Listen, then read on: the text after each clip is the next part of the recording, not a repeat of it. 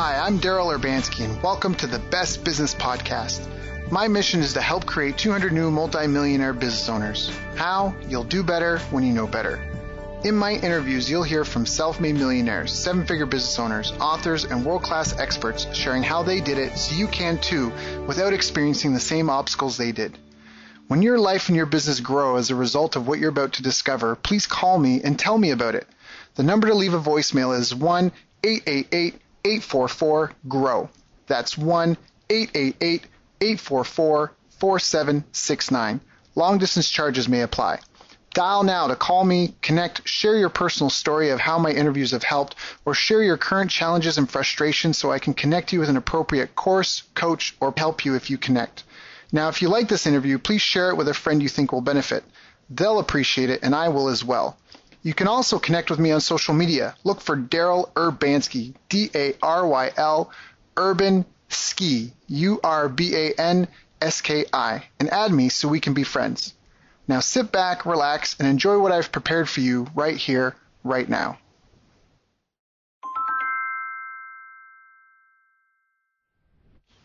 Hello everyone, thank you for joining us. My name is Daryl Urbanski, your host as always, and today we are joined by Terry Ogburn, the renowned owner and lead business coach of Ogburn's Business Solutions. His proprietary coaching system and personal devotion to the development of others has contributed to the success of hundreds of small to large businesses. Terry began his business career in 1979 when he invested his last $118.42 to start an air conditioning service business. At that time, he had no car or truck, but he did have the knowledge and ability to build relationships. By 1983, he was a top 5 nominee for Small Businessman of the Year. In 1984, he won the award for Outstanding Young Businessman of the Year for the entire state of Florida. And in 1985, successful in his business and recognized as a leader in the business community, he began to mentor other small business owners. In 1989, he developed his own business success program based on his experience and his teachings of his favorite business books. His program was so successful that in 1992, Terry was asked to join UniGlobe Active Travel as the Director of Operations to boost individual store performance. Within months, he took the store to a $2.5 million travel agency. He then took the program national to improve performance organization-wide, and in 1994, he became a founding team member of EXA Travel International and took the role of Director of Training and Development. Within 2 years, the company grew to 11 regional offices with over 2,000 franchisees and went public late 1996. I've asked him to join us here today so we can all sail our ships a little better. So, Terry, thank you so much for joining us, my friend. How are you doing? I'm doing great, Daryl, and thank you so much for having me on your show. I'm looking forward to this. Yeah, me too. So obviously we went through a bit of your bio. It's a long track record of accomplishments. I'm sure there were ups and downs and all that. But how did you first get started? Like, do you come from an entrepreneurial family? Was the air conditioning service business your first business, or did you have like a lemonade stand or anything? Like, how did you get going? Oh, great 3 questions, Daryl. I have, I guess ever since I was little, I had this entrepreneurial spirit, and I think you know that, and most people out there know that it takes a spirit. You got to have a spirit to be an entrepreneur. Most people create jobs for themselves, as you probably know as well. The air conditioning company was my first actual, real business, you would say, where I needed to earn money to pay my bills with, so to speak. But my first business was a paper route. Other than, I should say, before that, my dad would always have get these little things like grit newspapers, and my mom would take vegetables and can them, and I'd peddle them through the neighborhood. And that was my dad's way of wanting me to go out and meet people. That was his segment of life, is you had to be able to go shake people's hand. Military guy, you look them in the eye, you shake their hands, introduce yourself, that type of thing. And so when my first real business, I would say, was my paper route. I was about 12, and I wanted a bike. And of course, all my friends have bikes, that type of thing. My dad says, well, good, let's write a business plan. How are you going to pay for it? And so we sat down and I said, well, I can get a paper route because that's what my friends were doing. And I said, I can get a paper route. And he says, okay, let's work from that angle. And so and how much do you get? I get a nickel for 25 cents a week. I get a nickel from each customer. How many customers do you going to get? Yada, yada. And we put this whole, what we would know today as a pro forma. And then we projected when I could have this, bike paid off. And that's how it rolled. And we did that. And then the next one was a lawnmowing business. I had to sit down with him and do the same thing. How many yards do I need? What can I make? How much can I afford to give? Pay gas, do this, put a little money in my pocket, that type of stuff.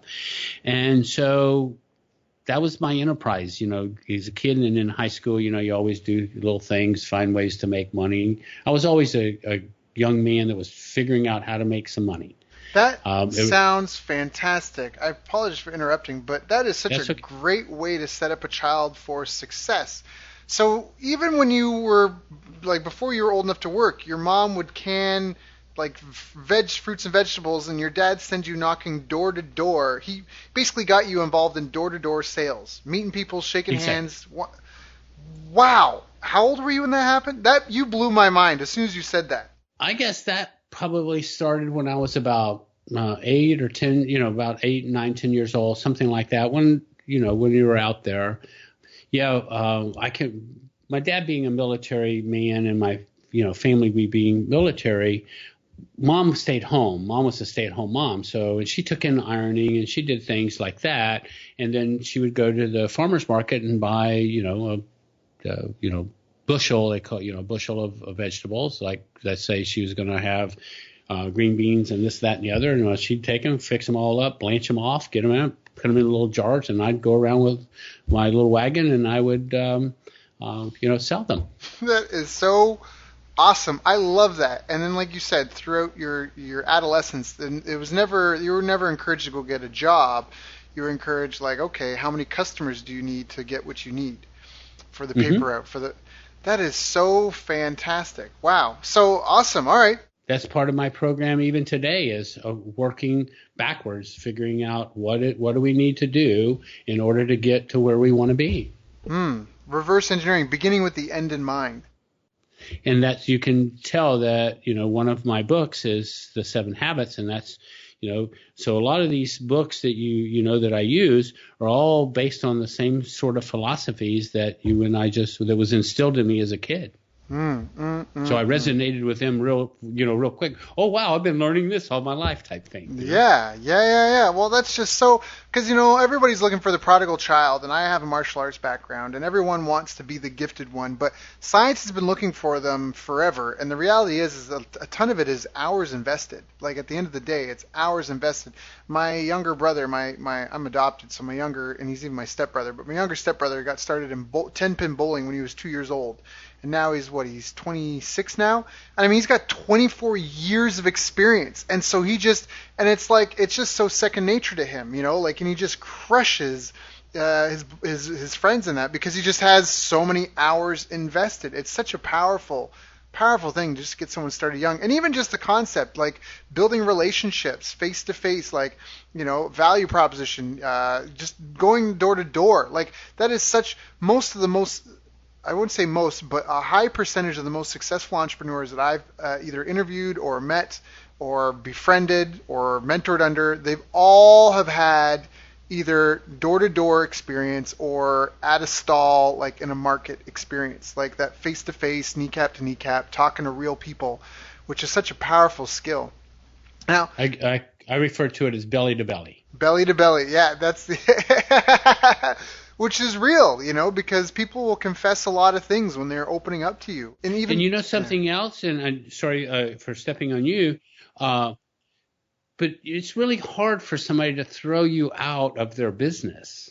It's easy for them to hang up on you, but it's a lot harder to be rude to you by walking into their business. Now they have, you have to understand, you get it. You have to figure out how to get past the gatekeeper, and those little things, those become little tricks and nuances. And I got a couple of great little tricks if you'd like me to share one with you about getting past the gatekeeper. It's an oldie but a goodie. But let's say it's a big company you're calling on, and so you call up and you do your research, because I'm a person that always likes to get every little bit of stuff I can know about. I'll even dress like the company. I take it to far extremes, but I will put on the same colors and that type of stuff, especially in presentation mode. But anyway, so I want to get into this company. So I did my research, found out that I'll call it Mr. Smith was the CEO. So I just called directly and asked for the CEO of the company. Of course, I'm not going to deal with him. I'm going to deal in the marketing department. But anyway, so I call up and ask for the CEO, knowing that I'm going to go right past the gatekeeper, because the CEO has his own gatekeeper. He has a personal assistant outside his door. So anyway, so I call up, and girl puts me through. And so the other lady answers, and I said, "Hi, this is, Terry Ogburn, and I'd like to speak to Mr. Smith. And what's this in regards to?" And I said, "Well, having this great campaign about da-da-da-da-da-da." And she goes, "Oh, no, you don't need to talk to him. You need to talk to Mr. Jones in marketing." I said, "Oh, really? What is his extension?" And she goes, "It's da-da-da-da-da." And I said, "Okay, well, thank you very much." So I go back now, and a couple seconds later, I call back in to the same girl. I said, "Yeah, I just spoke with you a second ago, and you put me through to the CEO. Oh, yeah, okay. And I was informed that I need to speak to Mr. Jones. Can you put me through to extension 1585?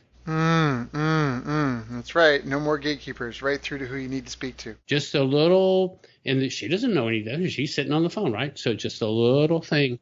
So yeah, it's just figuring out and there's all these little nuances that you can do to get past them. And the tougher the gatekeeper, the easier the sale. Easier the gatekeeper, the tougher the sale. Right, because they're letting everybody through to harass, right? So you've got a different kind of prospect. Now, Terry, I want to ask you, what were some of the biggest obstacles that you've had to face in your business career? It's from early age until even today. Well, it would start with the air conditioning company. The idea there was I was fired out of the car business, married, got 2 kids, wife has a job, but you know how wives and girlfriends do sometimes. You have your money, I have mine, because she had 2 kids, and because we kind of did it like that. So I paid up my end of the bills, and so I had this $118 left. And I've been fired out of the car business. And in the car business, you get a car, so that's that. And, of course, your insurance is paid. So there we are. So going through that, I was told, of course, that nobody's going to, you're not going to last 6 months. And if it hadn't been for a bunch of good mentors and people who took me under their wing, probably so, because the likelihood of me surviving was slim to none. But as we're going forward, what I learned was that what I'd really done was create a job. I didn't create a business. I just created a job for myself, and I was actually working. And so then as I grew and learned and started bringing people on, I then started to learn that the best way to build a business is from the top down. You hear many times people say, well, I bootstrapped my business up, I started from the ground up, and so forth and so on. And that is true, and you'll hear that a lot, but you don't hear about the person who spent all their money, liquidated all their assets, and ran their business into the ground. They're not running around, sharing that story with you, right? Right. Success has many fathers, but failure is an orphan. The truth is that 80% or even better, fail in the first 5 years.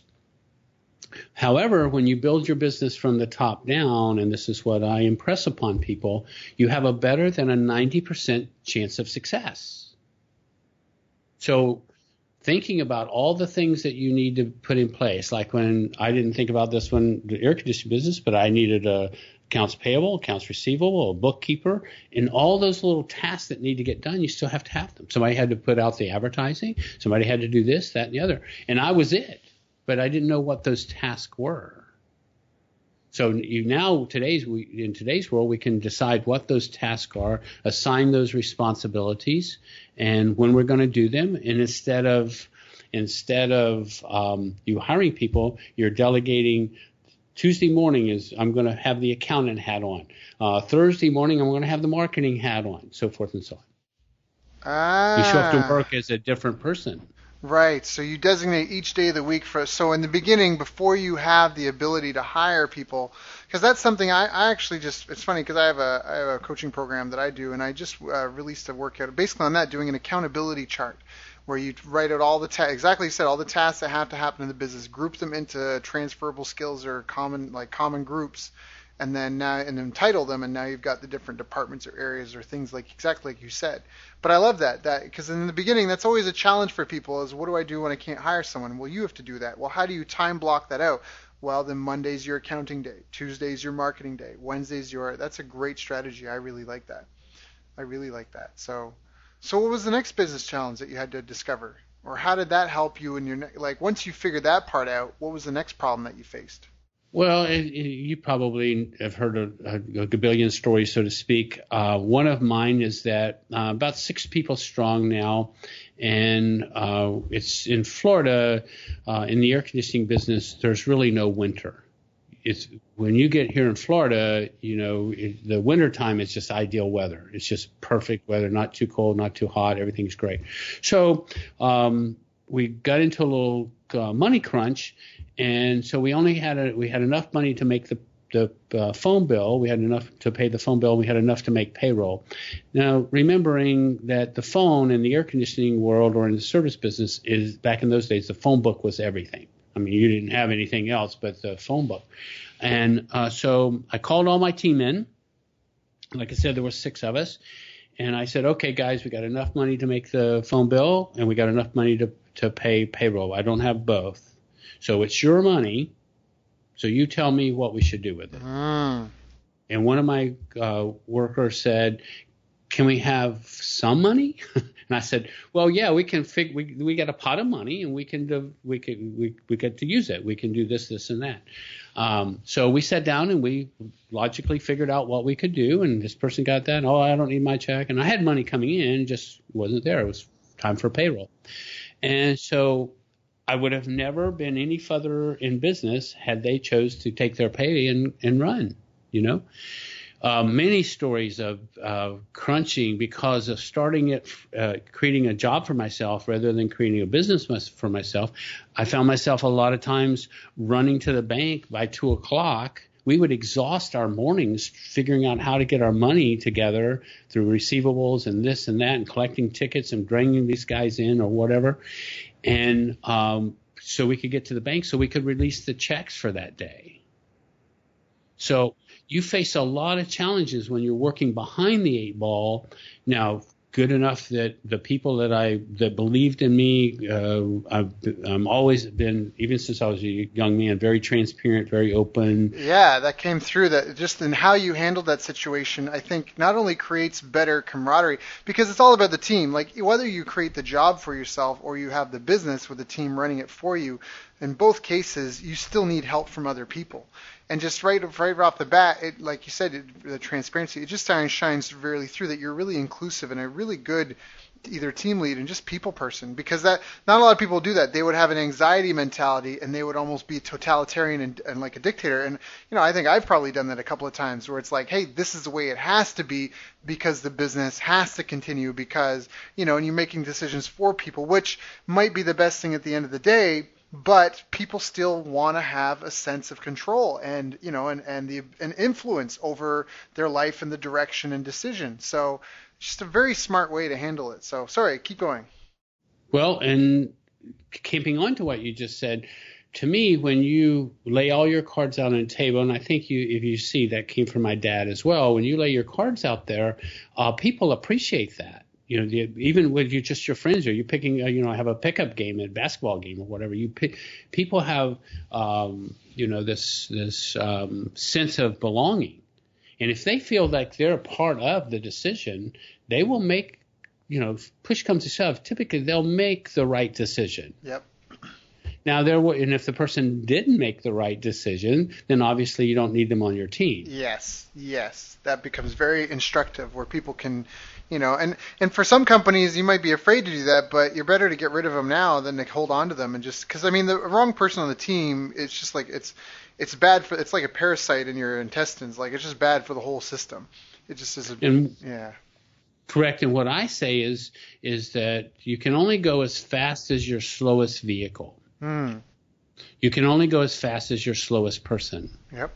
So if we have to, it'd be great, you're on a convoy and you got a tank, a Jeep, and a truck and a motorcycle. Well, you can only go as fast as the tank. It doesn't matter. You're not going to lose your coverage, So that, and then you have, of course, you have employee issues, and especially in the service business. And I'll share this quick story with you. People wanted their air conditioners fixed. Obviously, they would call. But I discovered that their wants and needs were totally different. They needed their air conditioner fixed because it wasn't working. But, Daryl, do you know what they really wanted? What did they really want? Me to fix it on their time schedule. Think about that now. Think that deeply now, because everybody. Okay, so I would go to my technicians and I would say, okay, guys, how do we make this work? And they go, Terry, it can't be done. I said, what do you mean it can't be done? It's got to be done. We got to fix this. And they go, no, it's been this way for years and years and years. The technicians are in control. When they get on the job, we never know if we're going to be there an hour or we're going to be there 5 hours. We don't know that. And I say, well, I'll fix this. I'll figure out something. And it was two-way radios. So we put two-way radios in each person's truck. And so then I took the power out of the technician's hand, put it into my dispatcher's hand. The dispatcher sent you, so we could schedule your time. You called me up. We could get you from 8 to 10, 9 to 11. So I had a 2-hour window. So when you call, I say, okay, here's your time slots. You pick the slot that you want. So, okay, I'll have somebody there between 12 and 2 this afternoon. Great. Okay, good. Now I'd send the truck there. Okay, the person gets out and, diagnoses the problem, and he sells you the work, and he comes back and he calls in and he gets permission, or he gets no permission. Yes, we can get the job done. I have the part on my truck, and it's going to take me about an hour and a half, 2 hours. So I go back to you. Yes, we have the part. Here's the it's going to take us 2 hours. And Daryl says, and when can you do it? We can do it now, or when would you like it done? Well, I need to get back to work, so can you guys be here at 5 o'clock this afternoon? Can you guys be here tomorrow morning at 6? Whatever. And we would come back on your time schedule. Yep. And that, for that sort of service, you could probably charge an extra little bit because of how custom it is, and people would happily pay it because it's just a better solution. I feel like too often in business, people are worried about being the cheapest solution instead of just being the best. Like, what I love there is that you just went to do it, like you went to solve the problem how people wanted it solved. And I didn't even ask, so I don't know what your prices were relative to your competitors. But the reality is that if you're the best solution, like I have an Apple computer, and the power cords are like $100, and the power cord for a PC is like $10. Do you know what I mean? But for what I do, I find that, and maybe I'm just caught up in the frenzy, whatever. But I feel like it's the better tool for what I need. I don't have to worry about virus software, you know what I mean? Like I just plug it in and it works. And so it might cost me a little bit more, but it's a better fit solution. And the other thing is that you're just really in tune to the customer's needs.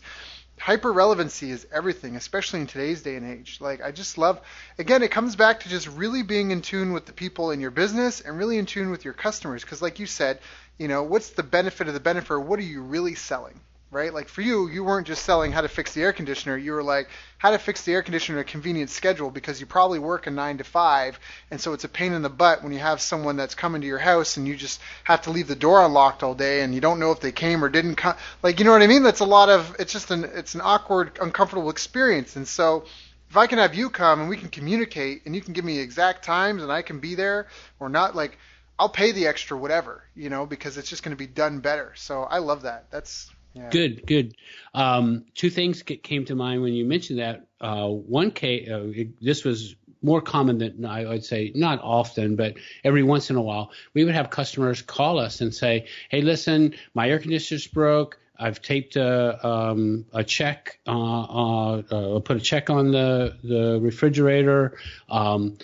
You have your guy here, come here, take care. And like you said, it was wide open house, checks on the refrigerator sign, blank check.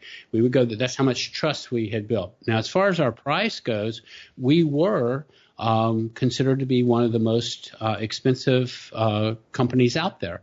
Not that we were overpricing as much as we got paid because I need to make a profit, obviously, and I knew how to make that happen. There was a little one of the supply houses that had a little brainstorming thing. We call it masterminds today, but back then it was brainstorms, brainstorming sessions. We would have that, and so they were sitting around one night, and I wasn't attending that session, and they were all sitting around, and they said, "Oh well, Terry beats us up on price, and this, that, and the other." And the guy that ran the supply house says, "Do you think Terry passes his discounts on to the customers?" And they go, "Yeah, that's exactly how he's winning all these bids and getting all this work." And Steve says, "No way." He says, Terry's beating you guys on customer service. He's one of the most. His prices are higher than most anybody sitting at this table. Yeah, unfortunately, that's the lowest common denominator. Everybody thinks they have to compete on price, but the reality is price is the worst way to compete because there's no competitive advantage. There's no safeguard from someone else coming in. I mean, even if your margins are like razor thin and you've found some way through hyper efficient systems to make it work, the reality is there's nothing protecting you from some suicidal idiot coming into your market and offering something at prices that are driving their business into the ground. And if your only competitive advantage is price, like they'll be in business, even if they're suicidal, they'll be in business long enough to upset your apple cart, and so it's terrible. Just be the best. Like, why not the best? Why not be the best? Everybody recognizes excellence. I'm a fan of CrossFit, and one of the smartest things I feel like I've ever heard from that community in any regards was Greg Glassman, the founder. He said, markets ultimately are unknown and unknowable. Like, you can't really know the market. There's churn. There's people that come in and leave the market. It's such an ambiguous, vague thing. You can't really know the market, but you do. Everybody recognizes excellence, and if markets are efficient, and so why not just be excellent? Because if you're excellent, everybody, it just is obvious to everybody. So. I told one of my clients yesterday, from this day forward, new client coming on board, it was an onboarding process. We've been just a few weeks. And I said, your enemy from this day forward is good. We don't want you to be good anymore. We want you to be excellent. Okay. So when you elevate yourself to that, and a couple of things that come to mind was that Disney World, for an example. Disney World does not see another theme park as a competitor. Do you know who they think is their competitor? I'm going to say themselves. Nope. Nordstrom's or something like LL Bean, Zappos, something like that. Really? Why? Because of the guest experience. When you go to Nordstrom's, in every Nordstrom's, there's a tire that hangs in the back room of every store to remind each staff member of the little old man who brought his tires back and got a refund from Nordstrom's. You know what's wrong with that picture? What's wrong? They don't sell tires. They don't sell tires. But this little old man in his 80s, if I remember the story correctly, he bought his tires from a location that Nordstrom's took over. And so he came back with his receipt. The address was on the receipt. And so they didn't want to argue with him. So they just gave him his $180-something back. Huh. LL Bean, Zappos. You can call up. And I was talking with, I was on a podcast the other day with somebody. We were talking about the same kind of thing. And he told me, and I made this statement. I said, if you call up Zappos and by mistake and you want a pizza, and he jumped in and he goes, you did not just say that. And I said, yeah. I said, this is what they were thinking. And I'm thinking that he's not believing. He says, no, I did that same thing. I called them and ordered a pizza and they sent one to me. That is hilarious. Now, they're not a profitable company if you look at them from that aspect, but the customer is never wrong. So even with my system, I elevated myself from, I'm not a consultant, I'm not a coach. I'm in business development. If you see my stuff, it all tags is business development because I contribute to the bottom line of the business. Now, I may have to coach you through some situations. I may have to be a consultant and help you through some deals. I may even be your therapist. But I am going to focus my attention on your bottom line and make you money. Now, when my client, when I have my clients today, just onboarded 2 new ones in the last 6 months, but all the others are been with me for 3 years or longer. That's and awesome. It's only because if you're making that client money, they're going to want to keep you because business is growing. And of course, I have to stay educated and keep up with all the new. Can you imagine me sitting back in 2009 saying all this Facebook stuff is going to be crazy? Don't even bother with it. It's a fad. We wouldn't even be talking on Skype right now, right? But the other thing that came to mind was that my organizational chart is upside down. So that means that the customer is the boss. And then your frontline people, the people who deal with the customers, they're the ones that are working in the business. And this is a philosophy that I brought to Radio Shack, was turn it upside down and let's let the customers tell us, communicate to us. We put the frontline people working in the business. We put the middle management people working on the business. And then we put the high level people working on the vision of the company. It's a whole different aspect of transformation through business. When the customer, and then your middle management people, so if something gets passed, let's say that your frontline people get hit with a problem or a challenge that they can't solve. Well, now our middle management team can go to work on putting a system or process in place that prevents that from ever coming to their level again. This is empowering. You empower your people to make mistakes. You empower them to fall on their, I'm the guy that says, okay, Joe, you're gonna stumble. I know it, but I'm gonna be here with some pillows and I'm gonna throw them down just so you don't scrap up your knees because I need you back up. So you want to be there to kind of catch them, but you want them to go ahead and make some mistakes because that's the only way you're going to learn. Well, yeah, and to make an omelet, you got to break some eggs. I mean, people are afraid of making mistakes. People are afraid of upsetting customers. People are afraid a lot. But the reality is you got to be out there, and your business in 6 years, most businesses will have an entirely new customer base in 6 years, depending on what industry you're in. But for a lot of businesses, and so that means you're going to have a whole new group of people coming through your doors who have different wants and needs, and those are evolving and changing. And the only way to stay abreast of that is almost like you say, like if you're getting feedback from people as they come in over time. And that's how you get businesses that get really bloated and outdated, and then somebody new comes in with some sort of disruptive technology, or they just started from scratch with where people are at now, today, and what they want, and they blow up the old business because it's built on old structures, on old pillars, on old ideologies that haven't evolved with the customers and the times. So I really love that. Can you walk us through that again? The customers are the boss. Frontline, I forget what we said for the frontline, but middle management, they were the ones that did the systems and processes, and then the higher ups did the vision, right? Exactly. So the frontline people, the ones that have the interaction with the customer, they're dealing in the technical side of the business. Okay, got it. Okay.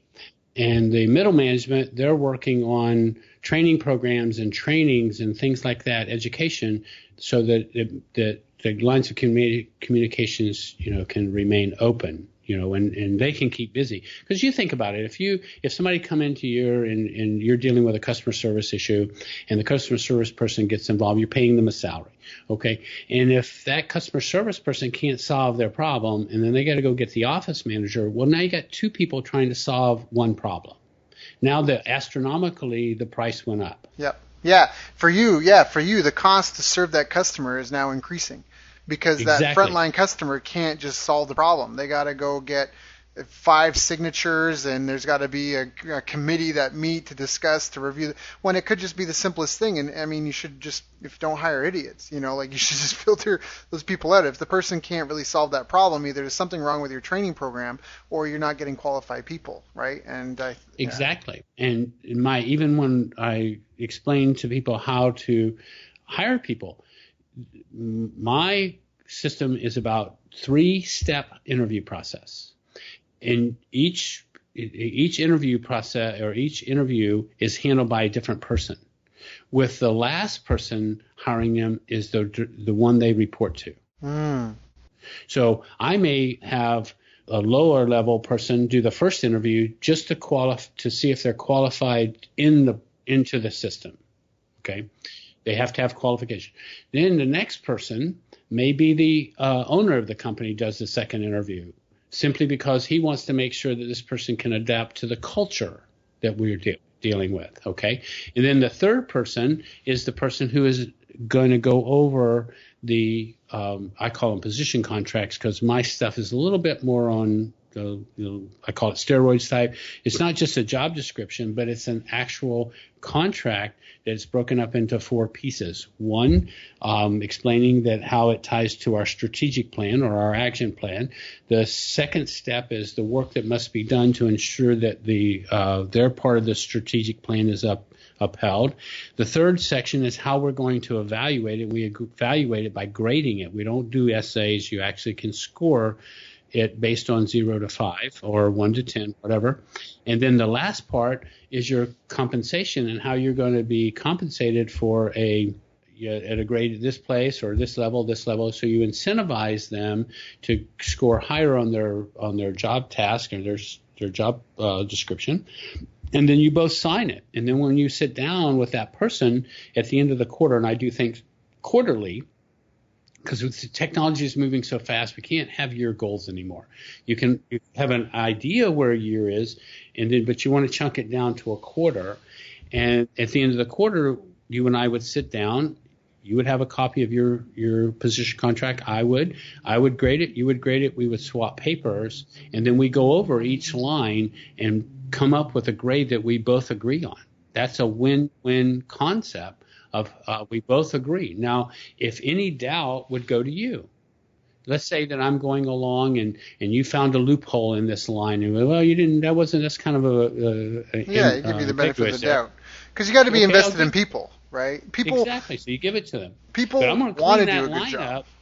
I'm going to clean that lineup. Sorry, but I'm going to clean that lineup so next time you're not going to be able to catch me on that loophole. And we both agree on it. And people want to do good at their work. So it might just be that because this is something that I find as really common as business owners, they often don't articulate themselves well. They expect their staff to read their minds. And so people don't know what's expected, or they don't have clear expectations, or they don't know what a good job looks like. And so that's something that really needs to be clearly articulated. And so I think your system is really profound. Now, I've got 2 questions, because I know there's probably 2 things people listening to this might be thinking. And one is, how do I make enough money or know when to hire someone? Because that money's got to come out of someone's pocket. So when you talk about managing it from the top, how do you know when you can afford, or even if you can't afford, when do you know you need to hire someone? That's set up in your Performa.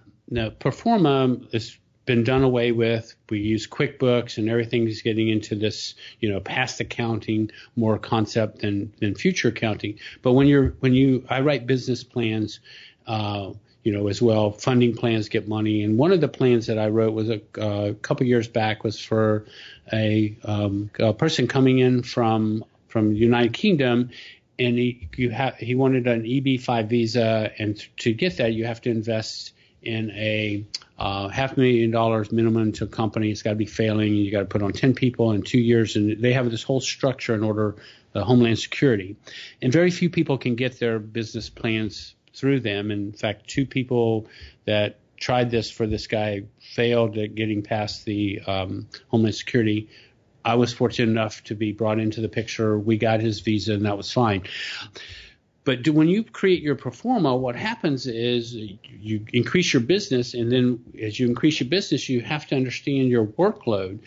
And so when you anticipate your business is growing, let's say and my goal is always 30% a quarter. So if you're shooting for that and you're hitting your earmarks, then what you think about bringing your person on before you get the business. And this is where a lot of companies make mistakes. They want the business on board before they hire the person. Now here's the problem with that. The problem is that you got a workforce. You got 3 people in this little world. They're already stressed. They're overworked. And you bring in all this business, and you keep overworking, you keep piling on the work. And then you, as the owner, think, well, when I get one more client, that'll be enough for me to bring the person on. Well, meantime, you've exhausted, you've lopped the head off of your golden goose, and that person quits. Now you got the new person coming on, and in the middle of this, you have one person who is jetted, and now you have another person that you train. You don't have enough time to train this new person, and now you're in total chaos. So my advice is always bring the person on board. Your people are not liabilities. In my system, they're assets. That's right. So you train them up front, you have them ready, so when you're bringing the business in, they're already ready to go.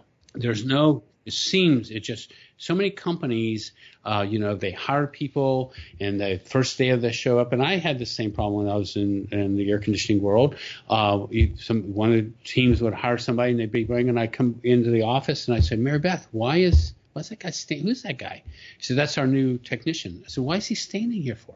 He said, well, we haven't gotten time to get him his paperwork done yet. So we're paying him to stand here? We don't have this. We didn't think about this in the beginning. So that's what provoked me to start doing more of that onboarding process earlier and getting that person ready for the business so we can make a smooth transition, like merging onto a highway. I love that. So we don't wait till we get business. We anticipate the business coming on. So then we know it's coming on because our track is showing this coming. Then we shouldn't be afraid because we're going to lose a lot more money than we would if we put it in training. Now, the next step is, it's a perfect segue into the next part that I know people are going to ask is, okay, so, all right, I onboard people in advance anticipating sales so I can train them up and maintain quality control. But what do you do if sales are sluggish? What do you do if you're not meeting that demand? And I know that's a big open-ended question. So I think the biggest thing is, how do you solve? Well, I think where you're going with this is the first thing that we have to do is we have to get the company on a trend. Okay, so that means the first thing, we can't be on this roller coaster. And a lot of businesses, especially the ones that I get involved in, are on this roller coaster concept. They're up and down. They go out and prospect a lot, market a lot, whatever, get business coming in. They stop their marketing process. Then they go to solving the problems they created. Then they run out of these solutions, and now they go out and remarket. They start marketing again. We'll never build any type of business with any sustainable growth doing that. You would just be up and down until you get just exhausted and you either quit or something happens. But if you're building a business based on a trend graph that you see it and you're growing your business, like I said, mine is based on 30% growth every quarter. And if you set up a trend graph, you know when to bring those people on because the trend tells you when to bring them on. You don't have to worry about it. It takes that whole problem-solving equation out of the mix. Now, do you rely a lot on paid advertising? Are you a big advocate for that? In my world, there's two types of advertising. There is mass advertising, and I'm not a fan of that. The mass advertising means that you're throwing money at it. Now, here's the problem with that. Our brains work in this fashion. We have to see something, Daryl, 3 times before it registers once.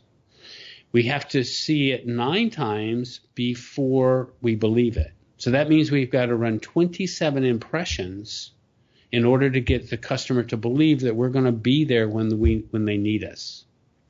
With direct marketing, which is more of that cold calling, direct marketing concept, you can get your business in the door faster with 5 to 12 touches. Now, that can be made up of text, email, phone, belly-to-bellies, any of those 5 ways.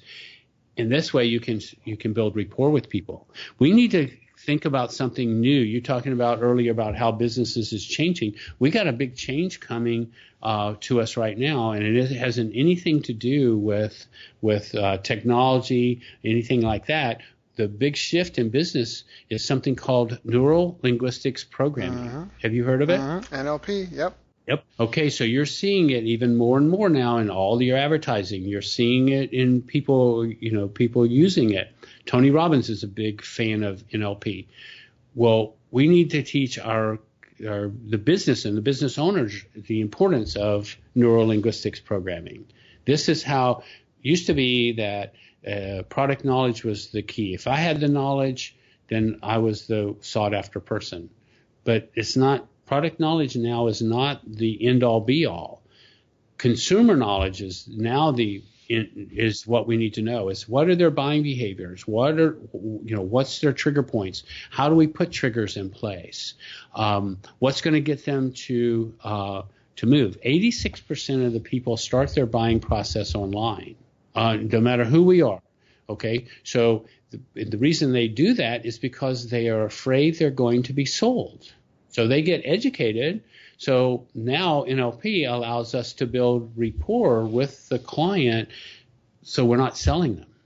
The new model of sales has an upside down triangle. You can Google this, new model of sales, and it shows that the 40% of the encounter, the first 40% of our encounter should be about building trust and rapport with our consumer. 30% of our time should be discovering what their wants and needs are. And then the 20% of our time is spent presenting to the needs. We don't need to present to all of their needs. We need to find out what's the most important needs and make sure that we present to those needs. And then that leaves only 10% for gaining commitment. Right. We don't even close them anymore. Right. You just gain commitment. Which is just confirming the sale. Exactly. So if you've done all of this through NLP, you've done this the right way. All you've done, like one of the NLP things is most people are always wanting to go for yes. You would have to agree with me on that, right? You want to go for yes. Correct. Creating yes chains. The problem with that, the problem with that is that there are three different yeses. What do you mean by that? There's a yes that I agree with you. There's a yes for a commitment, and there's a yes to make you go away. Yeah. Okay. So now with NLP, what we can do is go for no. Right. We go for no. We say something like, Daryl, is there any reason for us? Is there any reason that you and I can't get together to discuss this matter next week? Right. No, at all. Okay, great. When would you like to make an appointment? Yep. Yep. So your no now becomes that. And like I heard you mention a second ago, yes sets. This is very, very important as well. Getting that customer used to saying yes. Okay. Then sometimes I will ask questions when I know the answer is no. Would you like to hear a couple of those? Okay. Do you have a business plan? Do you have an action plan? Do you have time management system? Do you have a prospecting system? Do you have a performance budget? Mm-hmm. Well, most of the people that are going to answer no to those questions. Right, which now you're eliciting, I should have one. Should have one, right. I should have that. Oh, can't imagine I'm not, So this is, part of understanding the consumer's behavior. That's brilliant. So now I want to be respectful of your time. We're getting up to the top end of the call, but I wanted to ask just a couple other questions before we do reach that. And that's, do you feel that there's any habits that you have helped you on your path to success or that your most successful clients have? Habits are learned and unlearned. It takes 21 days either way. It takes 21 days to learn one. It takes 20. What I find to be the best is challenging your beliefs. Habits are nothing more than belief systems, and these belief systems are instilled in us through our peers and people and the markets and different things. Okay, so we want to challenge that, and when we challenge our belief, that means that we only need to think about these four things. First, to change the behavior, because that's really what a habit is, isn't it? It's behavior, right? So to change that behavior, the first thing we have to do is make a decision that we want to change that behavior. Number one. Number two, put disciplines in your life to make sure that you hold up your decision. You can't be able to build a business and be on the beach half the day. Right. The third thing is you have to be decisive about your time, meaning you have to be decisive about the action steps you're going to take. Is this moving me to my target or is it moving me away from my target? So we have to be decisive about how and what we do to move this belief system. And then the fourth thing is visualize the outcome. And I mean vividly. I mean, even if you have to draw a rendering of what it is that you want, have a clear picture in your mind of what this new decision is going to look like when it's completed. And if you put those 4 disciplines or those 4 tasks in your life, decision, disciplines, decisiveness, and visionary, you should win on all counts. One more I like to add, because I find it's helpful for me, is especially if it's a new behavior, is to have an if-then. So, for example, like if you're trying to give up sugar, to have like if, or even people that try to quit smoking, right? Like if you're always getting in your car, if I'm in the car and I feel like I need to cheat and have a cigarette, then I'll do blank. Like to have some sort of contingency plan so that way you don't actually commit the behavior, but when you're weak, when those times happen, like if I'm supposed to stretch every night before bed and I go to bed without stretching, then I'll stretch first thing in the morning. That sort of thing, like some sort of contingency plans. That way you at least keep consistent to the plan, because a lot of people, they fall on and off the wagon, right, like on their way to their goal. So it just helps as long as you feel like you're gaining that momentum and habit stacking, or sorry, not habit stacking, but building those little bricks, because like you say, it takes 21 days, and so if you fall off on day 5, if you don't fall off all the way, it can help you feel like you keep that momentum, having something like that. But that's fantastic. Terry, you've given... Yeah, I just wanted to share, because of that, answer that question, so to speak. When I used to smoke, and when I found out that my son was going to be born, this was in 1980, I decided I was going to give up cigarette smoking. So I used lifesavers. Yep. Not because, actually 2 reasons. One is because cigarette smoking is an oral fixation. Okay. All right. So you satisfy the oral fixation with the lifesaver, but you know what was the most important part about the role of lifesavers? Every time you ate one, you were saving your life. I like that. And that's exactly the point. If you feel you really need to have a cigarette, then you're going to have some lifesavers. Then you're going to chew a piece of gum instead. Then you're going to do that. If you can't, just abstain. That's a fantastic example. And it works. It really works. There's a ton of science behind that sort of thing Well, we need to understand our subconscious. Most people put no value into our subconscious because they're so involved in the technical work or whatever they're doing, they lose track of the fact that our subconscious is what's actually in control. Our conscious mind is nothing more than a judge. The subconscious mind is a robot. Anything that and you can also, you probably know this. If you don't, you can Google this. We have something in the base of our brain called the reticular activating system. That's right. This is basically our executive secretary. Anything we put there, the subconscious will not let go of it until it gets it. That's right. Yeah, it's our thermostat. It's like temperature control. Whereas if things get too hot, it kicks in to cool things down. If things get too cool, it kicks in things to heat it up. And that's where people self-sabotage, because if they don't feel they believe or deserve, or that, like you said earlier in the call, that sometimes you might have to be a client's therapist. And that's reality, because they have self-limiting beliefs, or they just have a sense of like, I only deserve this. And the RAS, the reticular activation system, will hold them there if they don't. Essentially, you need to brainwash yourself. You have to brainwash yourself and unbrainwash yourself, because there's all sorts, and it's all little small things, words your friends say. Like even just, I recently was taking care of 3 cousins of mine, and and they would say things like, hey loser, like stuff like jokingly, but I put a stop to that, because I'm like, you don't understand what you're doing to each other. Like it's all lighthearted and fun, but you're embedding that in each other's heads, and you say that over and over and over again, it becomes like a mantra. And then when no one's there, and when you're like faced with a challenge or something, that's what's going to come up. And if your mind isn't strong enough, your body, your will is never going to overpower your mind. If you're jogging and your body is tired or your mind wants to give up, your body's never going to be like, we can do it, and carry you even though you've mentally given up. Once your mind gives up, it's over.